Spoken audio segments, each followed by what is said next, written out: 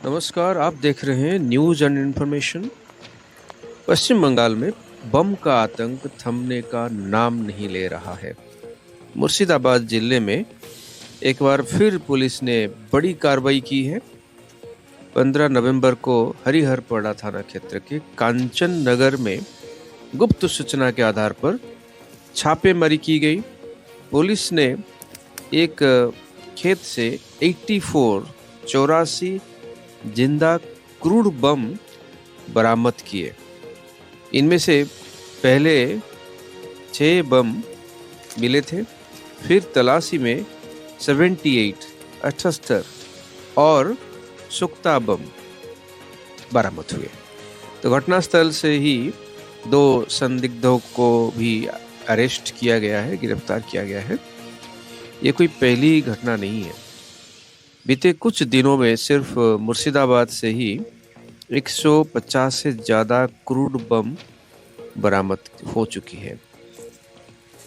परक्का, शामशेरगंज और आसपास के इलाकों से भी लगातार बम और विस्फोटक मिल रहे हैं। यहाँ तक कि आसनसोल से भी 2 जिंदा बम बरामद हुए हैं। तो इन घटनाओं के बाद राज्य में सियासी पारा चढ़ गया है। बीजेपी ने ममता बनर्जी सरकार पर तीखा हमला बोला है।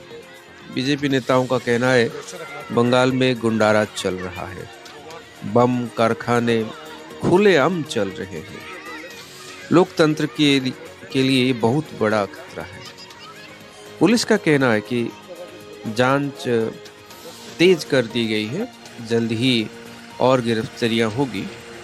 चुनाव से पहले पूरे राज्य में सुरक्षा व्यवस्था कड़ी कर दी गई है। देखिए, पुलिस ये जो बता रहा है कि सुरक्षा कड़ी कर दी गई है, यह तो यदि सुरक्षा कड़ी होता, आइन लॉ एंड ऑर्डर से व्यवस्था अच्छा होता तो बहुत सारे हालात आज ठीक होता। तो ममता बनर्जी का एक ही लक्ष्य है कि वोट बैंक को कैसे भी करके बचा के रखना। वोट बैंक से ही उनका फायदा होगा। तो यही हाल अभी सभी के लिए सोचने की बात है कि मुर्शिदाबाद, मालदा आदि जगहों से ज़्यादातर बांग्लादेशी क्यों पकड़े जा रहे हैं। और भारत में भी कहीं पर भी आप जाइए तो आप देख सकते हैं कि बहुत सारे लोग जो पकड़े गए जाते हैं तो वो कहते हैं हम कलकत्ता, मुर्शिदाबाद से आए हैं। तो ये सोचने की बात है।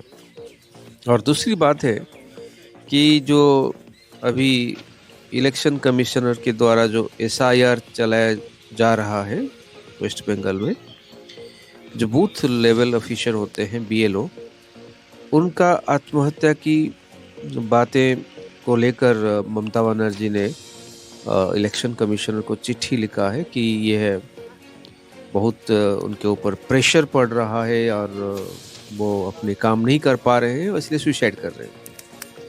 बूथ लेवल ऑफिसर जो होते हैं वो एक बूथ के जो वोटर्स हैं उनका जांच करते हैं और लगभग 900 ऐसे वोटरों को उनको जांच करना है। उसके लिए 2 महीना लगभग टाइम दिया गया है उनको। तो यदि 900 है तो हर दिन के लिए यदि आप देखेंगे तो बहुत कम संख्या में ऐसा नंबर आता है। यदि हर दिन 30 नंबर वोटरों का जांच करना है तो लगभग आपका 30 दिनों में, 30 दिन में 900 हो जाता है। तो इस हिसाब से बहुत कम हो रहा है और इसके कोई प्रेशर की बात नहीं है। तो इसीलिए यह भी समझने की बात है कि यह प्रेशर कौन BLO के ऊपर दबाव दे रहा है, ये सोचने की बात है। और दूसरी बात है कि जो बम जो मिल रहा है ये आज की बात नहीं है, ये तो ऐसे ही मिलता रहता है और इसका जो संरक्षण है वो TMC के द्वारा ही दिया जाता है। और इलेक्शन के बाद भी जिस प्रकार हत्याकांड होता है यह भी सोचने की बात है। तो चलिए आज के लिए हम इतना ही खबर देते हैं कि जो बम बरामद हुए हैं इसको लेकर बहुत बड़ा। Please subscribe to our channel, like, share, and tell your friends about news and information.